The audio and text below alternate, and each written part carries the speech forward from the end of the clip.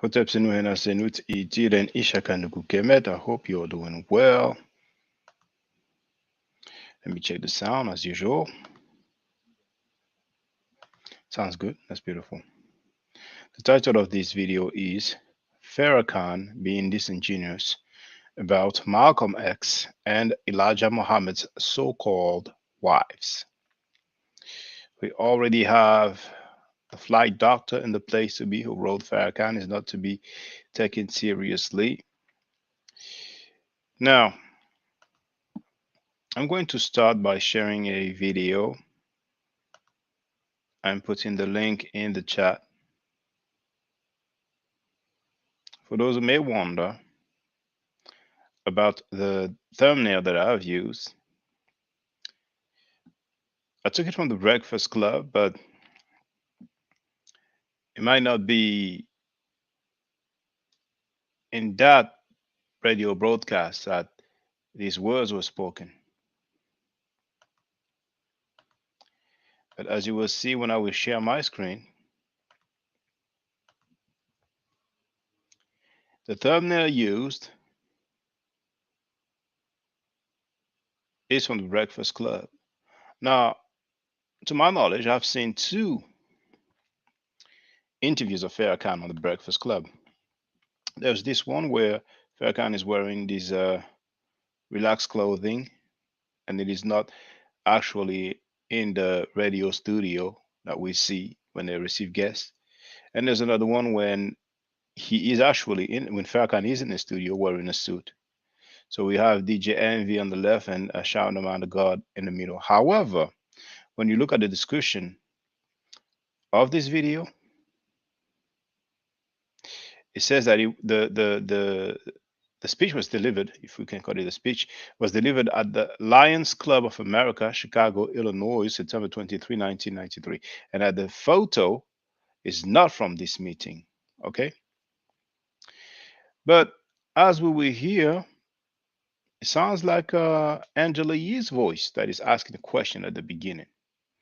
So that was just a very brief background about the choice of the thumbnail. So we are now ready to listen up, and then I will make my commentary.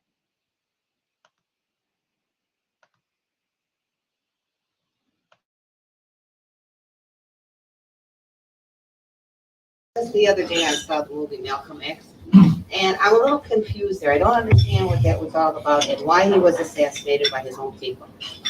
I don't understand it. Could you give us some, education about that? Myself, after I watched the movie, I was for Malcolm X. That's the way it was designed. I want to talk to you about it. You raised a very wonderful question. It would take more than the time that we have to delve into it, but I want to give you just a cursory glance, if I may.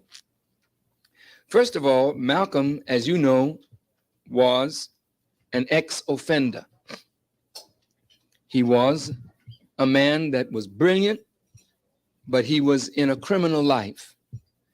As an ex-offender, Malcolm X would never have been able to become president of the NAACP, the Urban League, nor would he have ever risen to high ranking in the Christian church with his past.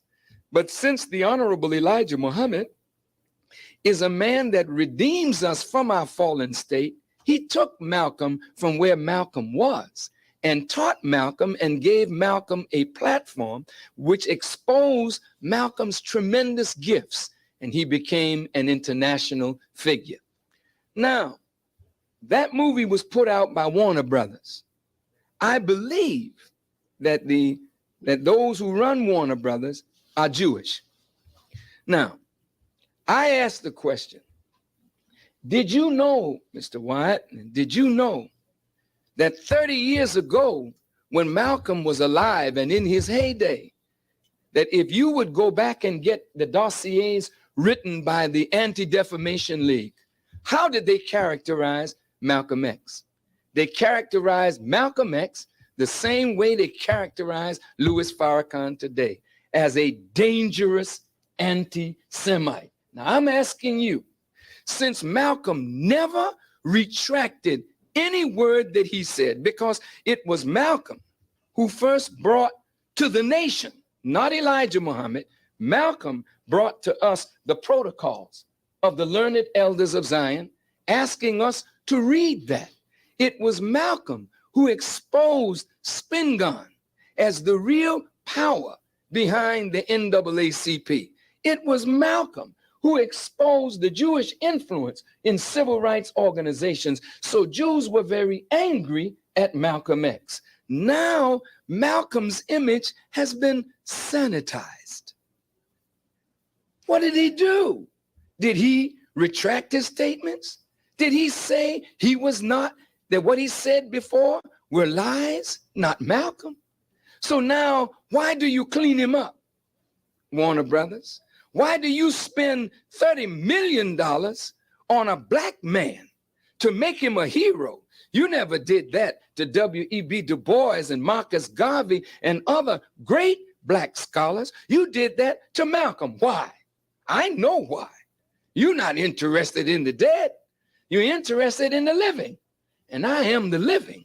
And if you could use a dead man against a living man and then stir the hatreds of people by making people to love Malcolm and to hate Elijah Muhammad and the representative of Elijah Muhammad, then you can kill two birds with one stone all over again. And so it didn't work.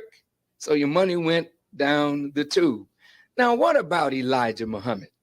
Malcolm said in the movie, he left Elijah Muhammad because of some illicit sexual affairs that Elijah Muhammad allegedly was having with his secretaries. Let's stop there a moment. How many of you are Christians? Would you raise your hands? Okay. How many are Jewish? Would you raise your hands? Okay. Now, to those who are Jews and those who are Christians, if you study the prophetic traditions, every Christian, including Jesus, paid respect and honor to Prophet Abraham.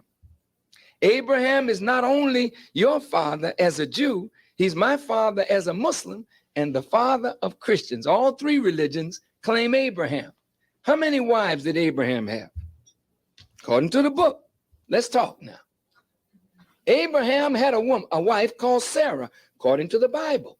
Sarah could not produce. She was barren. What did Abraham do? He went in to Sarah's handmaiden, according to the Bible. You know what a handmaiden is?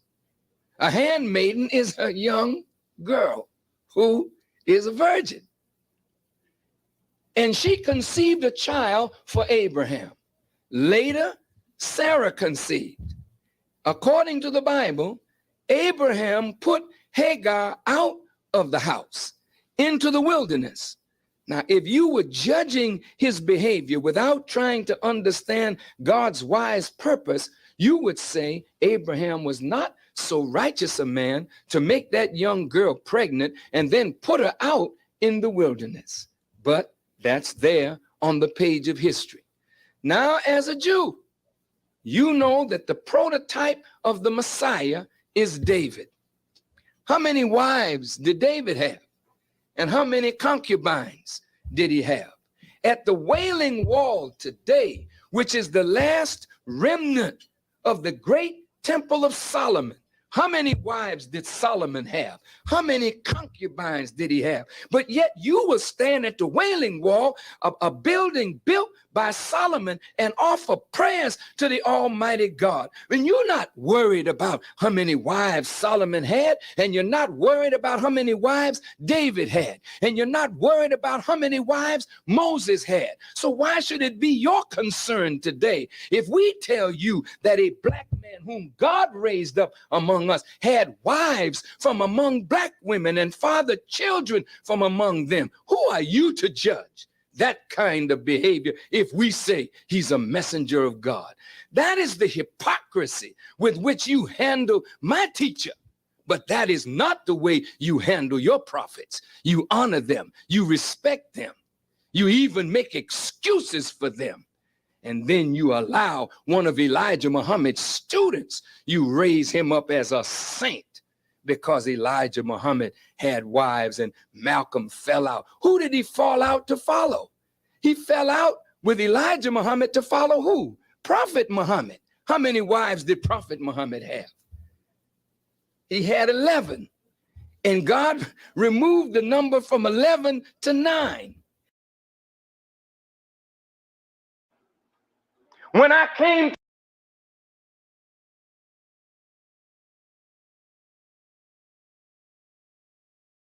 So just the other day,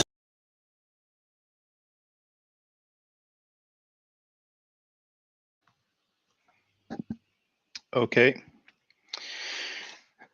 I'm going to make my commentary.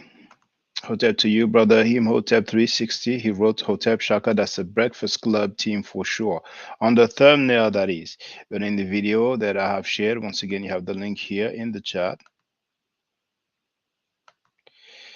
Whoever uploaded the video stated that what we heard is not taken from the Breakfast Club. And actually, after listening to this audio for the second time, that I'm not so sure that it sounds like Angela Yee. You know, I was actually driving the first time I heard it. You know, that was actually this today. Anyway, I'm not gonna get into too many details. So, in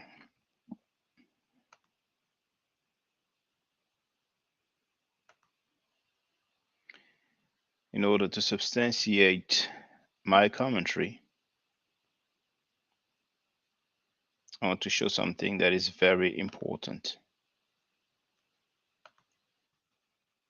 that I have shown quite a few times,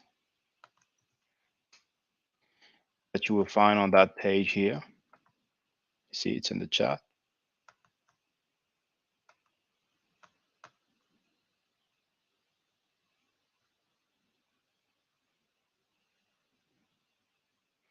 There it is. We have 15 people online. So here, Muhammad speaks September 11, 1964. We have a minister who wrote on the Nation of Islam's newspaper. His name is Azariah Karim. And here, he wrote, and those two prostitutes who accused the messenger of getting babies should hang their heads in shame for the rest of their lives for putting out such lies on the Honorable Elijah Muhammad. All this to say that those women who got impregnated by Elijah Muhammad were not his wives. Then here, you have Elijah Muhammad himself saying,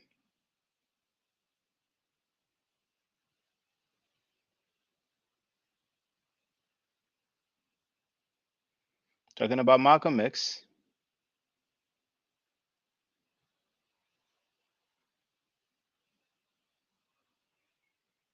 just so you can be sure that he's talking about Malcolm X.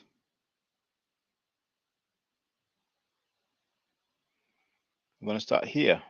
This man, Malcolm, then made a very shrewd, hypocritical move.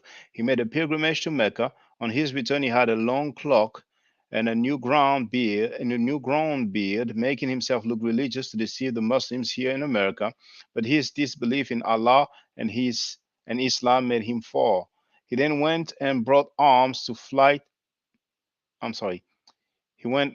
He then went and bought arms to fight my followers and myself, knowing that we did not carry or use weapons.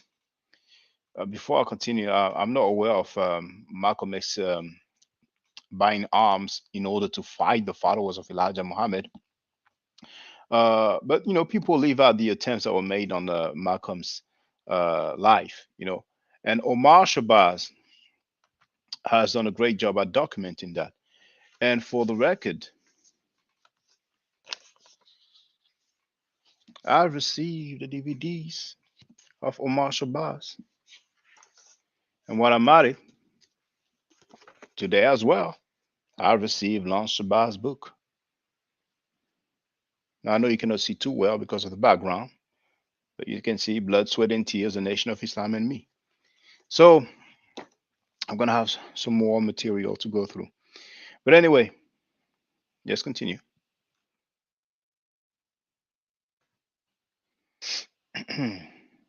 He claimed at first that he was going to fight the police brutality and got his followers into trouble while he himself went back to Africa and Egypt, leaving his followers, whom he had caused to suffer because of his silly attack on the police department of New York and on the Muslim followers. He even sat on the Jerry Williams show in Boston, Massachusetts, and confessed that he did not believe in the teachings that the white man is the devil and that they could not enter the holy city Mecca. He even told Jerry Williams that before I continue, I mean that teaching, you know, is obviously inaccurate because white people could enter Mecca before Elijah Muhammad's teaching, during Elijah Muhammad's teaching, and even to this day. But that was just in passing. He even told Jerry Williams that the next time he went for a pilgrimage, he hoped to take Jerry Williams with him to Mecca. That night, he told Jerry Williams that he was doing everything he could and was trying to bring me into court and make me say that I was the father of Lucille and Evelyn's children. And I can stop right there.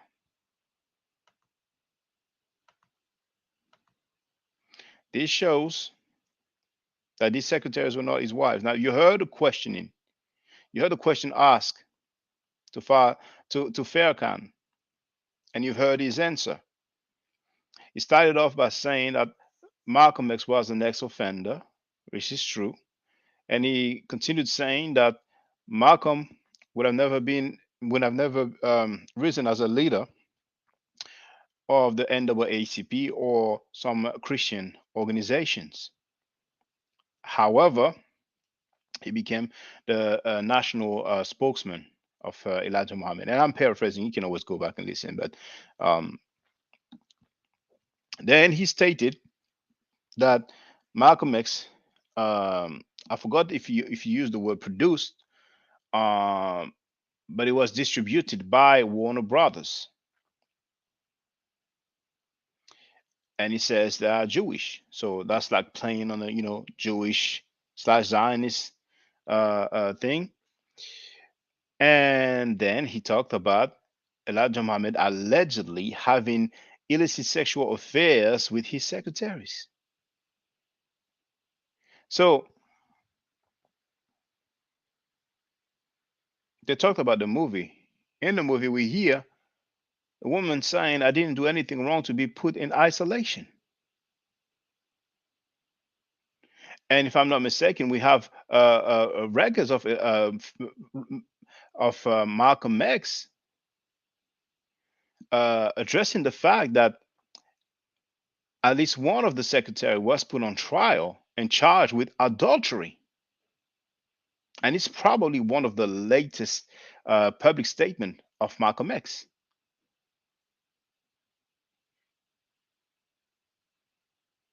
So who's going to put their own wives on trial for adultery? Does that even make any sense? Then Farrakhan went on to talk about the Jews, Christians, that they all follow Abraham, including the Muslims. And he talked about Sarah, who couldn't have children, and the fact that Abraham had a child with um, um, the maiden. Notice, however, that Farrakhan asked how many wives Abraham had. We didn't hear any answer. He was just looking for something to say to cover the main thing. So he said that a handmaiden is a young virgin. Now, if we read the Abrahamic literature, Hagar was one of Sarah's servants. And because she couldn't have children, she said, well, okay, go ahead and have my servant, you can have a child with her.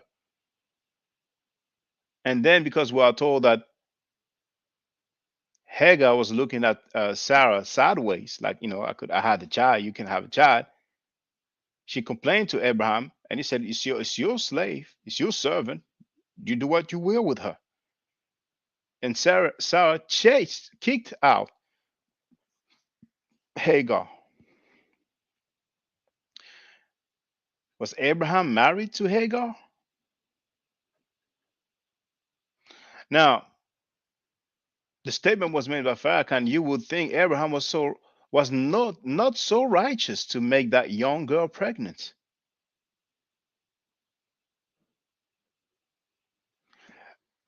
The context is not the same. The period is not the same. We're talking about a servant who probably didn't have any choice. We don't have in any scriptures Sarah asking, "Are you cool with that? Are you okay with that? Is that all right?"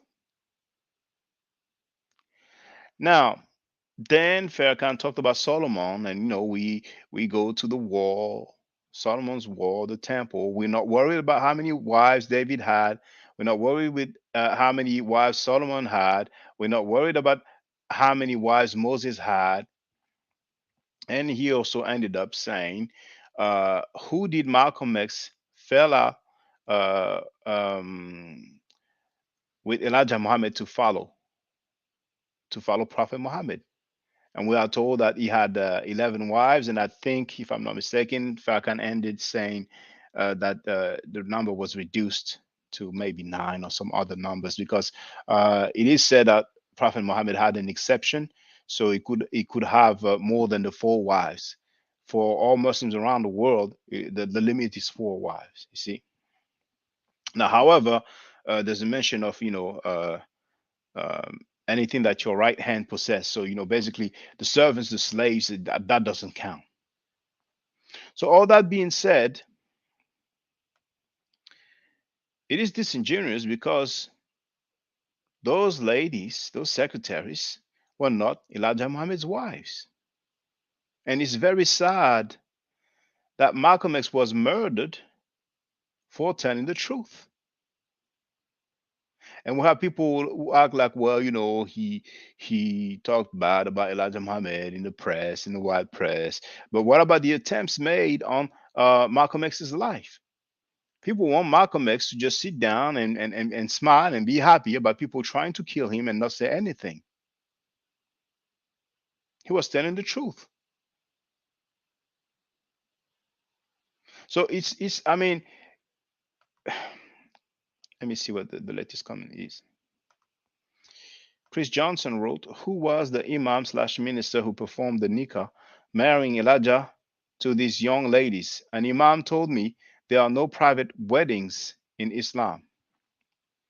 And I'm glad you wrote that, Chris Johnson, because I wanted to address that. Do we have any record of Elijah Muhammad mentioning his wives? Clara Muhammad, who is or who was Elijah Muhammad's wife, was so hurt by Elijah Muhammad's extramarital affairs that she fled all the way to Egypt to spend time with her son. But then 28 years later, the NOR And Louis Farrakhan have invited those ladies, brought them on, brought them up on stage, and claimed that those were his wives. All of a sudden, after some of them were labeled prostitutes. It's funny how people reinvent the wheel and try to recreate history. So Clara Muhammad either didn't know about his wives, about Elijah Muhammad's wives. We have Khalila Ali, who was um, the boxing legend Muhammad Ali's wife. His second wife, if I'm not mistaken, she stated clearly those were not his wives. She used other terms that I don't need to repeat here, but I have uploaded some excerpt. You just need to scroll through my account and you will find it. For those who don't know the account, you have it on the screen there. So that's a very good point raised right here. I'm not aware of any statement from Elijah Muhammad saying that he had other wives. So what are they going to try to do now? He had some other wives, but he kept it on the low.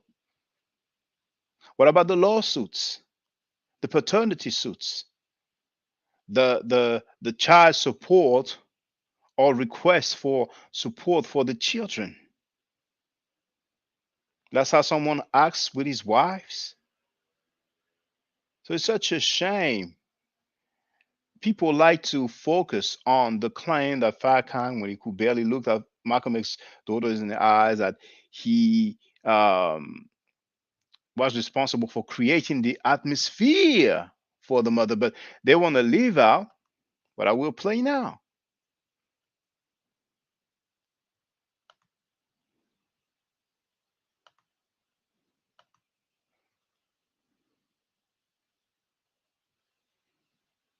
I won't be long.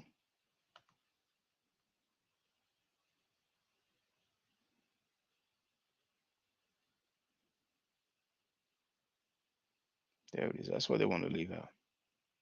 Let me share it.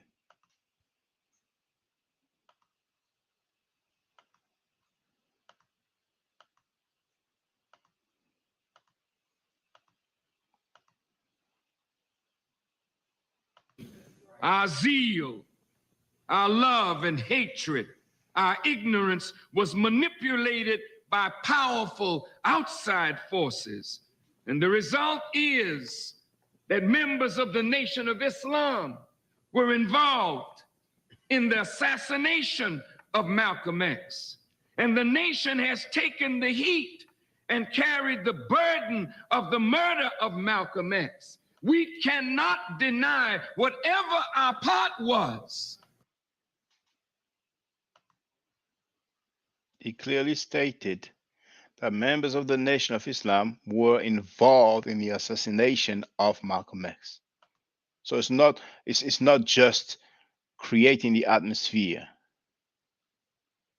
Then we have some other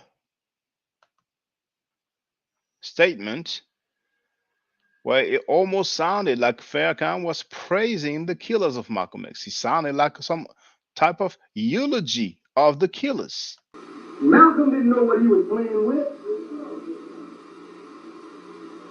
No, he didn't. He didn't know what he was playing with. You don't jump up against a divine messenger of God like he did. He asked to die. And God obliged him. No, you don't understand. Like someone said, did you Muslims kill Malcolm? So the messenger said, and what if we did? He said, what if we did? Have you ever seen a leader scandalized like Malcolm scandalized Muhammad? Have you ever heard of anything like that? Don't you know if you scandalize a man whose love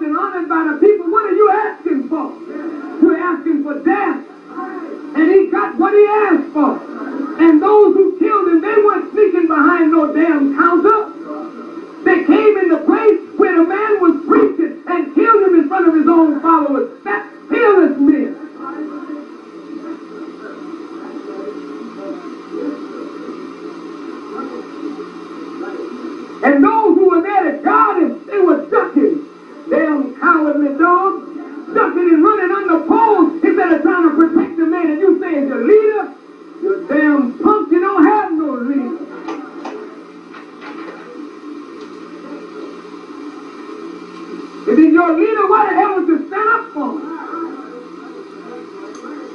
Now all of a sudden they can serve you a dead man on a platter. And you eat him up as your leader, not knowing nothing about him while he was alive and know less about him now that he's dead. Malcolm's momentum carried him to his death.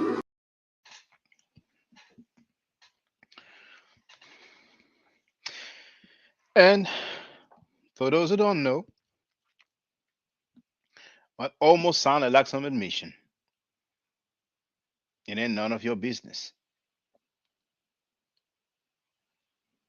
And if we dealt with him like a nation deals with a traitor, what the hell business is it of yours?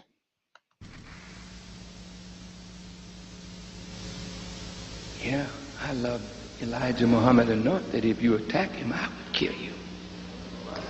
Yesterday, today, and tomorrow.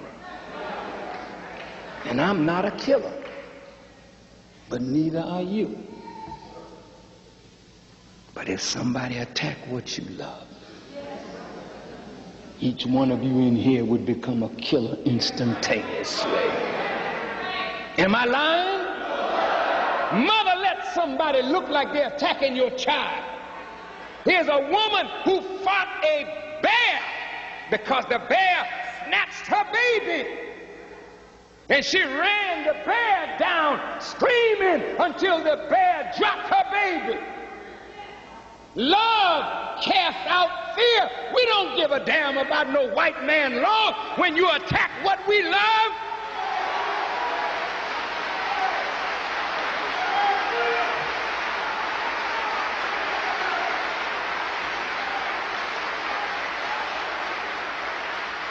And frankly, it ain't none of your business.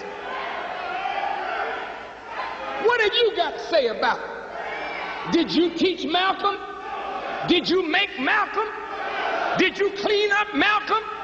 Did you put Malcolm out before the world? Was Malcolm your traitor or was he ours? And if we dealt with him like a nation deals with a traitor, what the hell business is it of yours?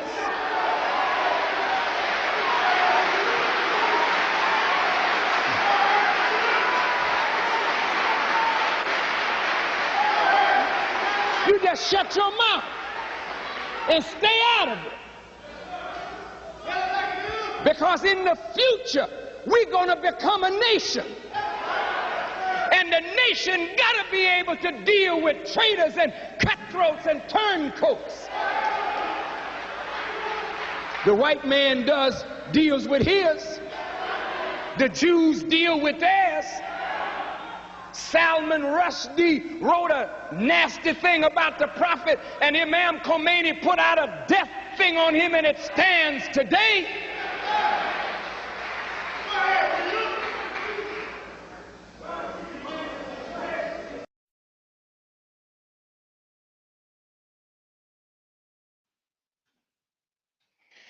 Okay, so with what we just heard, the analogy is kind of off the chain. He made an analogy with a bear. There's a woman who fought a bear because he snatched her baby. If a bear snatched anybody's baby, there's danger of death. Now, if Malcolm X talks about some secretaries getting pregnant, there's no danger of death. So when he starts off saying, yes, I love Elijah enough that if you attack him, I'll kill you. Yesterday, today, and tomorrow. I'm like, please. Then we heard, in the future, we're going to become a nation, and the nation has to deal with traders, turncoats, and cutthroats. The white man deals with this. So now we have apparently white people who will murder a man because he talked about some extramarital affairs. Then we hear Jews deal with theirs. Same thing about cutthroats, turncoats, and traders. And finally, there's a mention of Salman Rushdie.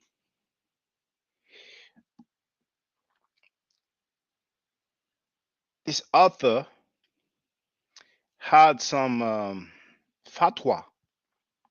That's what Farrakhan caused a death thing, and it still stands today. Now, a few weeks ago, he was attacked. Now he survived. I think he lost an eye in the process. What he did was considered blasphemy. If I'm not mistaken, there's a mention of what is known as the satanic verses. So it's not the same as talking about somebody's extramarital affairs. It's so sad that Malcolm X was murdered in front of his wife and daughters, in front of some of his followers, for telling the truth. And after his death, we hear all that, all stuff like that. We hear all these lies about Malcolm. All of this to hide the action of Elijah Muhammad. It's impossible to go back in time and put some evidence that would suit the Nation of Islam members regarding that fact.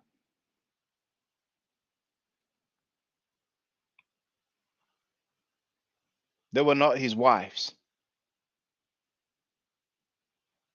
I'd be damned if they come up with some audio. Oh, we found some audio. Here it is. Elijah Muhammad saying, "Oh, my wife's wife number two, now wife number three." The Nation of Islam is not. How many teenage secretaries? How many secretaries were impregnated by Elijah Muhammad?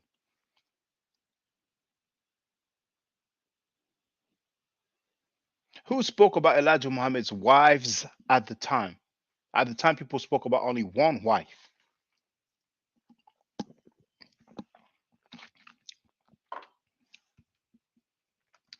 Now,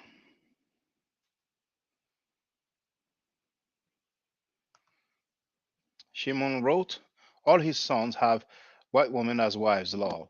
Now, I'm not aware of all his sons, but if I'm not mistaken, it was one of Lance Shabazz' video where he actually showed a picture of Farrakhan's son, one of the two sons that used to be by his side as security.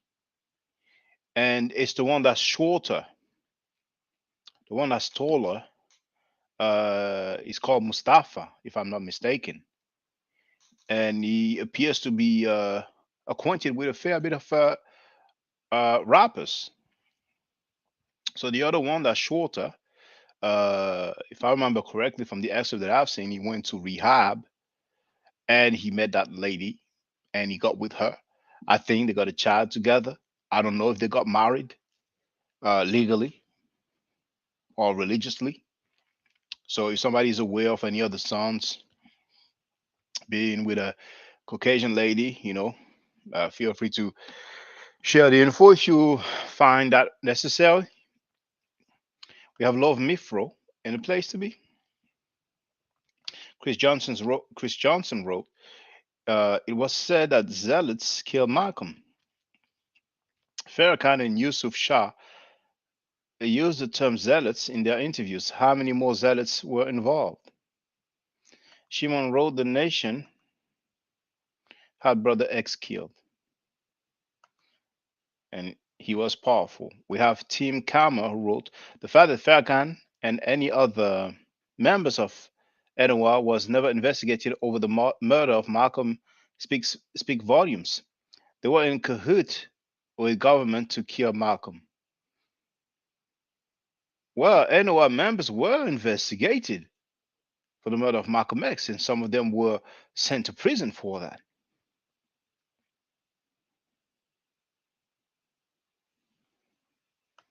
Love Mifro wrote, we wish we could hear from Mother Clara Muhammad about other wives. That doesn't exist. There are no other wives.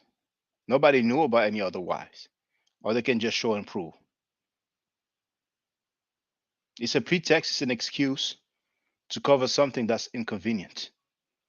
And at the same time, to pass Malcolm X as someone who misunderstood the personal life of Elijah Muhammad. It's so convenient to say that. The dead don't speak. They cannot defend themselves, even though we have all the footage. We know about what was going on back then. The fight doctor wrote, if memory serves me correctly, one of Farrakhan's son was involved in the dope game. Well, I don't know about that. I don't know. I remember there was some article about one of Farrakhan's son. I think he had some kind of trouble with the law. I don't know if it had something to do with the car that he was driving, if he was driving his father's car, but it was something, and it was stated that he's just not working, and but I'm not aware about the dope game. I'm not even aware about that. And really, it doesn't phase me. If that happens, it's not Farrakhan's fault, you know. Um, and I don't mind people talking about things surrounding the Nation of Islam or Farrakhan, but the main thing here is how Malcolm X is being slandered and lied on over those women, secretaries or not, but it appears that a good deal of them used to be secretaries, being impregnated by Elijah Muhammad, and they were not his wives. So we have the video that has been seen and shared so many times. 28 years later, what happened? And you have another video that is way shorter that says what Malcolm X didn't tell you. And we have those so-called wives, one of them saying, Malcolm died lost and a hypocrite.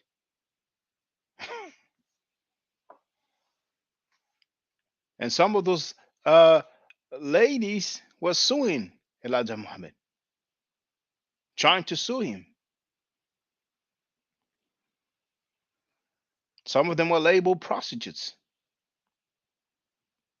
So some people can flip, they can flip flop, they can switch real quick. Depends how well you pay. And if it's not over money, then it's over, some sort of status or cloud, as we would say today.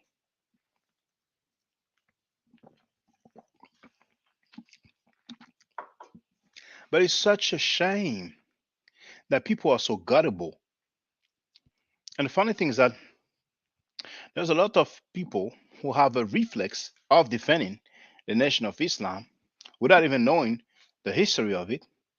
When it comes to the early history, when it comes to what happened with Malcolm X, and also when it comes to the teachings of Elijah Muhammad. But one testament of how gullible people can be is when they stage this 28 years later what happened, and bringing ladies and saying those were his wives.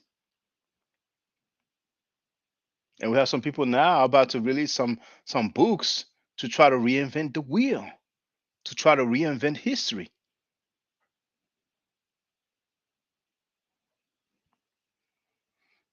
Ultimately, it was a bad move. Ultimately, it was a bad move to claim that they were wives.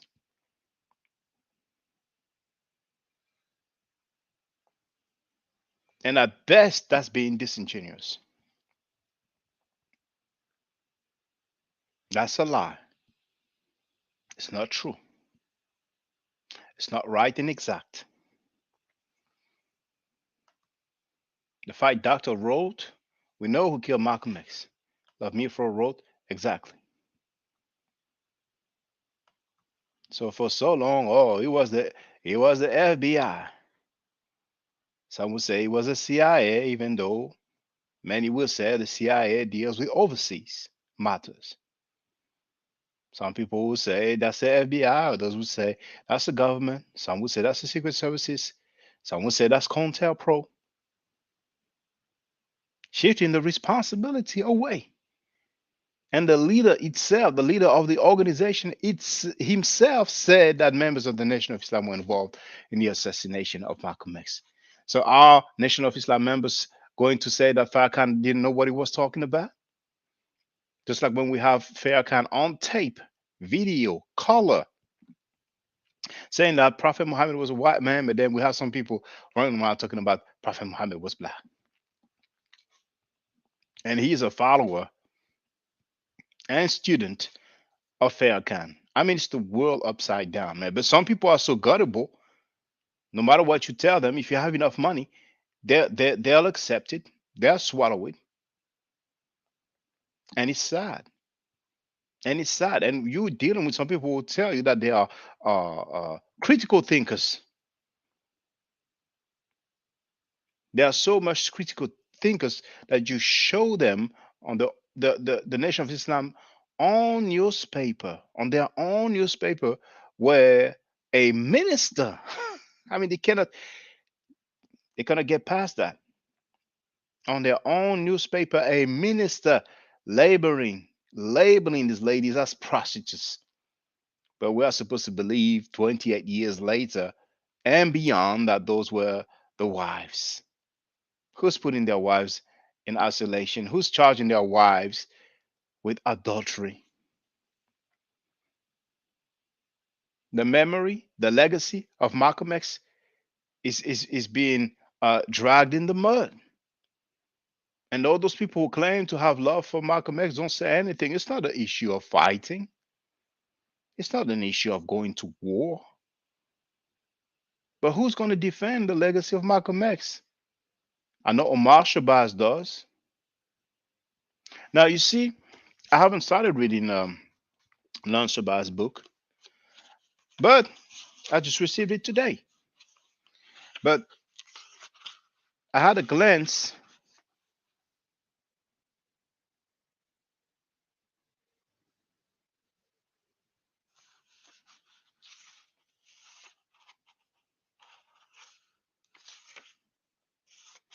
There it is, just before the contents. See? Just before the contents.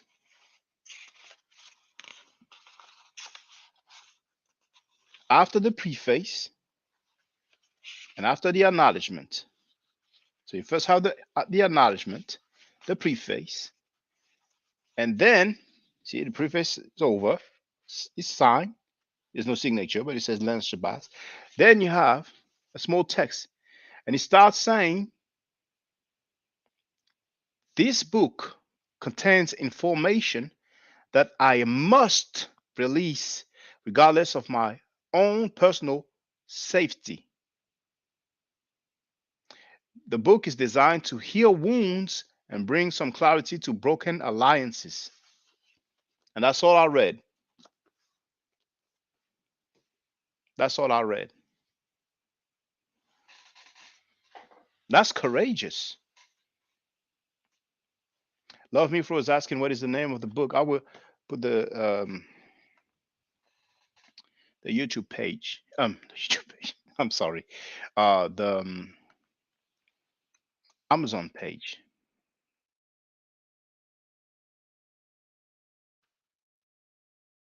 Let me hear the quality of the sound, by the way.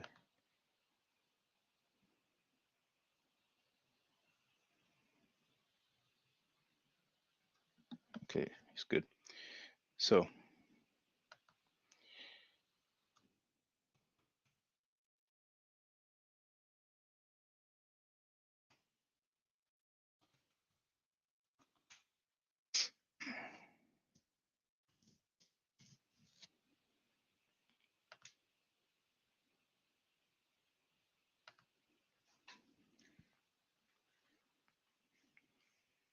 and now let me share this the screen.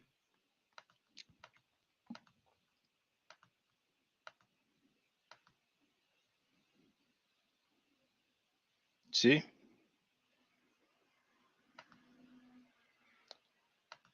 Blood, Sweat, and Tears: The Nation of Islam and Me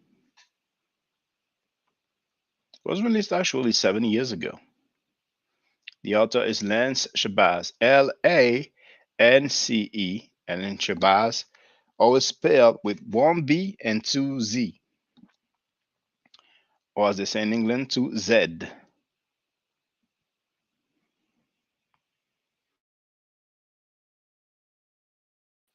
Lance Shabazz's life was the Nation of Islam. This book journeys I'm sorry.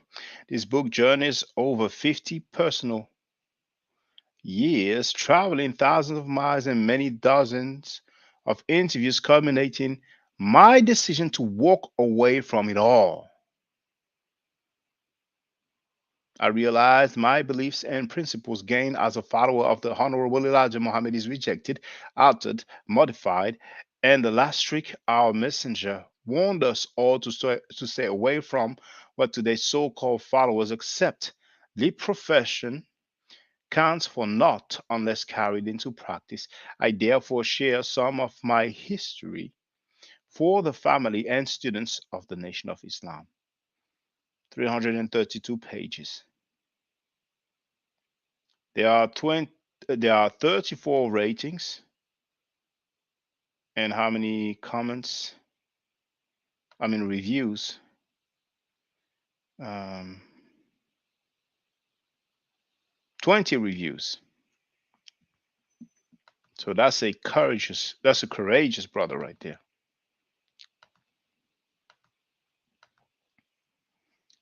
Now, the fight doctor wrote William Bradley, a member of the Newark NOI Mosque, was the triggerman who murdered Malcolm X. The fight doctor wrote Louis Farrakhan was the head of the Newark Mosque. Not to my knowledge. Not to my knowledge.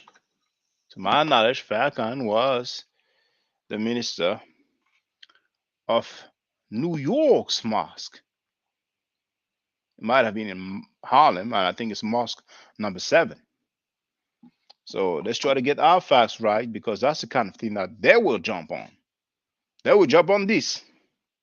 Say, oh, no, that's wrong. It's inaccurate. You must work for the CIA. You must work for the FBI. It was not Newark Mosque. What about the secretaries? It was not this mosque. I'm not gonna have a dialogue with you. You are doing what do you call it? You're into mischief making. You're doing the work of the devil. Not gonna address those teenage secretaries. Not with you. The nerve of you to lie on our leader.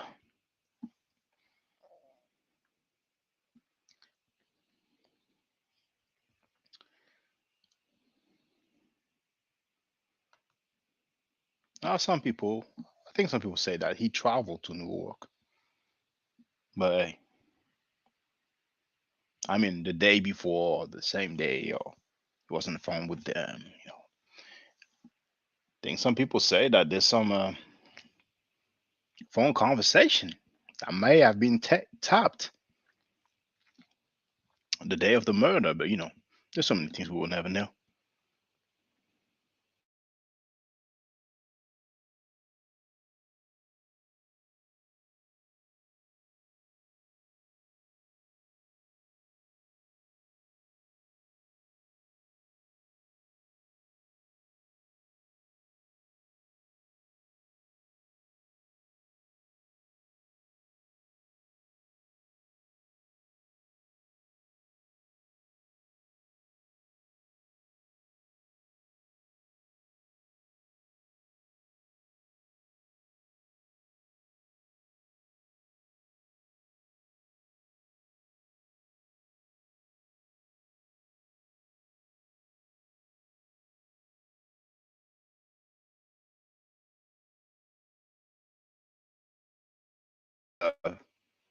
To die for talking about those secretaries.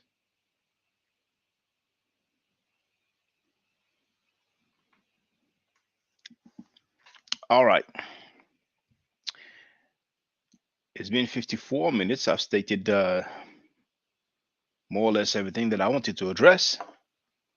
I actually took down my notes as I played the first excerpt of Farrakhan.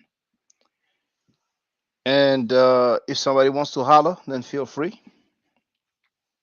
I'll wait a few minutes if somebody wants to participate in the chat or just get on the platform. I've shared the link in the chat. It is pinned, which means that it is at the top. But I should take that habit of doing that. Um, okay, to get on the panel. it is. Somebody wants to say what's up, feel free. I don't expect many people because I know how it is. I know how it is. It's the NOI. They don't want to catch two in the shoulders.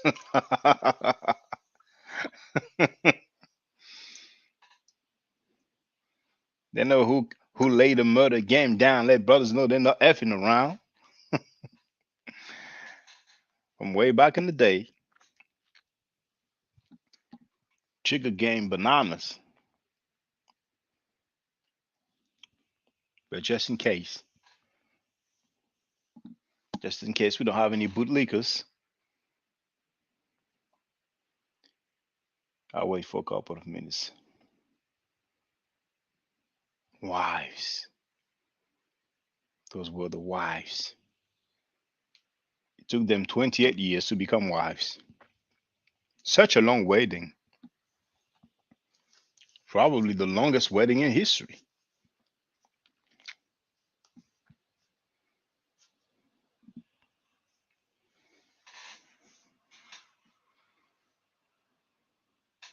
How many lives do we have? We have 10 people online right now.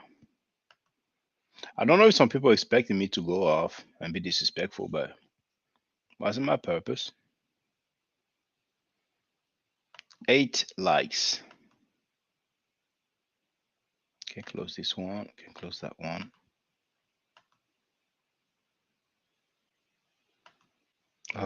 Love me for a road.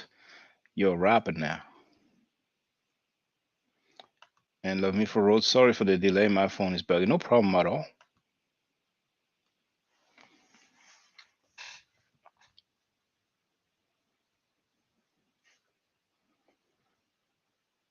They love gullible people.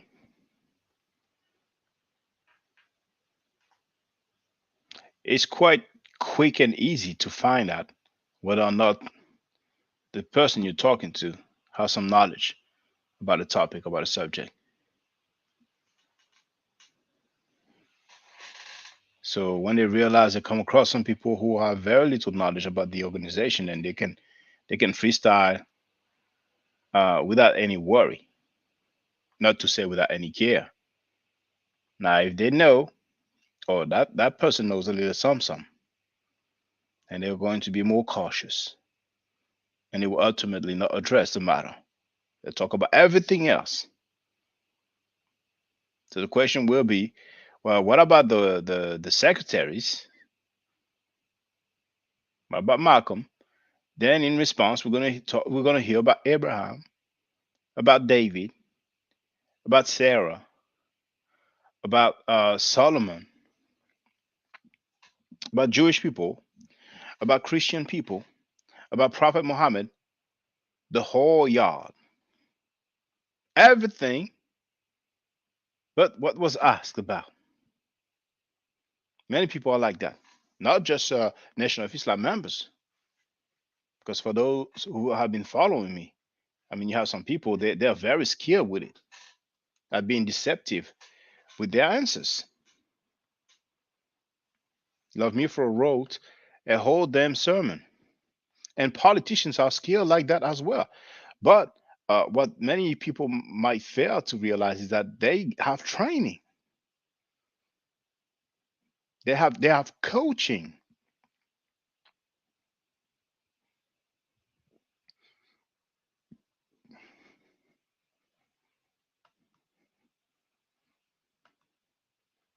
Spoke to somebody not long ago and asked, okay, is there any peer-reviewed work? Oh, in the future there will be. Is there any peer-reviewed work now? Oh, he's in communication with the scholars. Is there any peer-reviewed work now? Well, I haven't seen any. All of that to avoid saying no. There's no peer-reviewed work.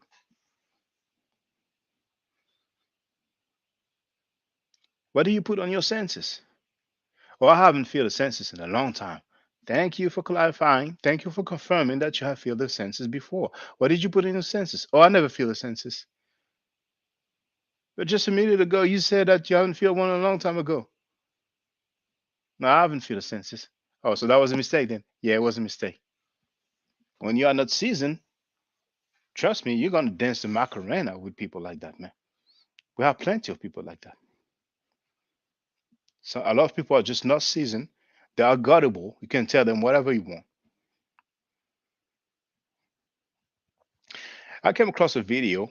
I first thought it was recent, but it's very ancient. Well, very ancient. It's probably a few years old. And it's some Hebrew Israelite who talked about romanticizing of Kemet. And he started talking about um, skin bleaching, evidence of skin bleaching in Kemet. And at one point, he even said, okay, the author is speculating. He talked about the wearing of wig. Now, when he talked about the skin bleaching, it's as if he was implying that this like the origin of this trend of skin bleaching. It's almost as if it sounded like that. Then he talked about the fact that in Kemet they were not wearing natural hair, that they were wearing wig because they were bald headed.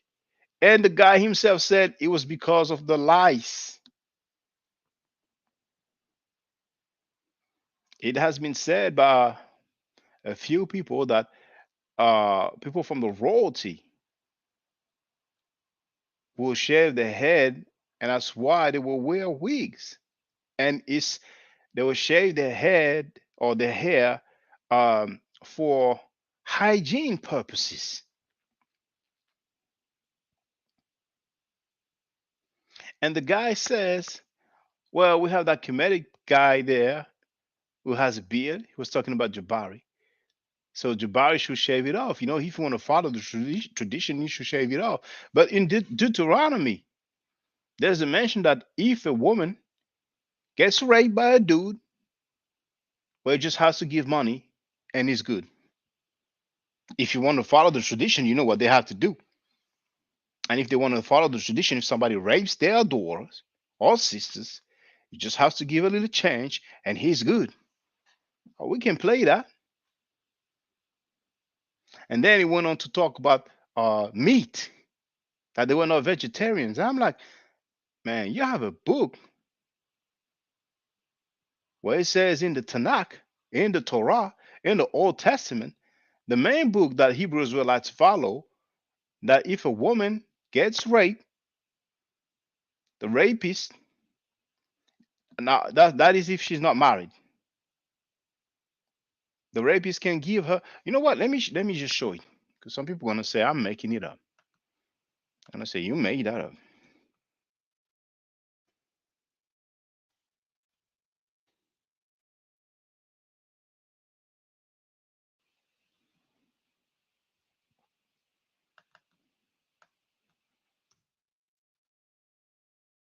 I'm gonna do that together.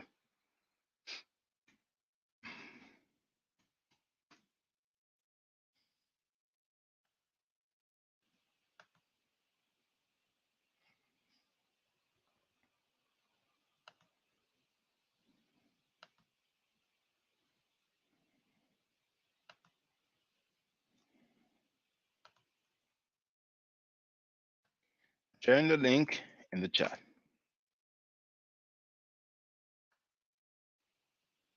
See, Bible Gateway, Deuteronomy, New International Version.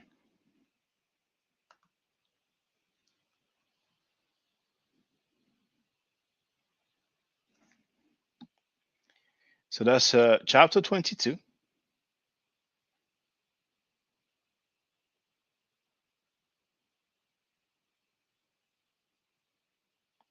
verse 28.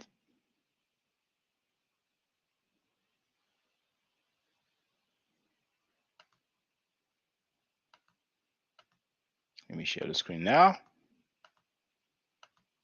Boom. You see that?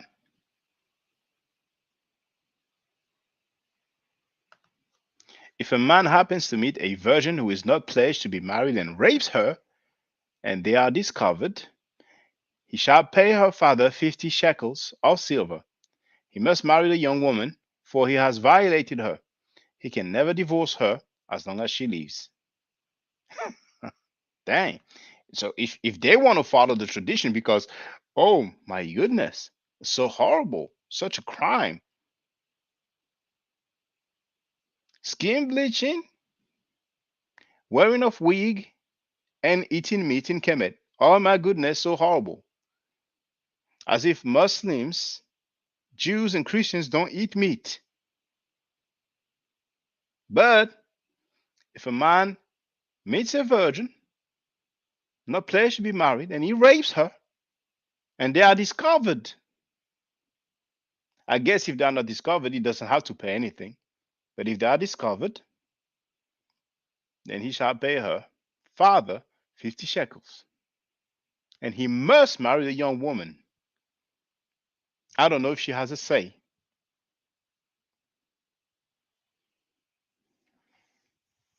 People always want to throw salt on Kemet.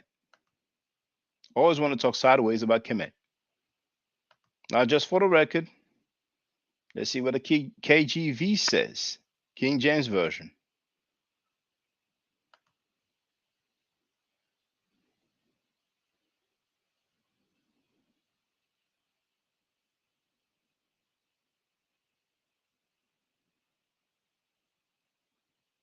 Let's see with the tongue of Shakespeare, with the vernacular of Shakespeare. If a man find a damsel that is a virgin, which is not betrothed, and lay hold on her, and lie with her, and they be found, then the man that lay with her shall give unto the damsel's father 50 shekels silver, and she shall be his wife, because he hath humbled her. He may not put her away all his days. He hath humbled her. Such a euphemism. All right. I might like vanilla ice, but I love the sun. I will not melt. I used to say that a lot before. Stay safe, stay healthy, and if I am allowed to, by the Necheru, I will definitely holler back at you. If you are not part of the solution, you are part of the problem. Doa itu dua Necheru, Hotep. Now, for the record, for those who don't know, I'm giving medical nature classes. And here,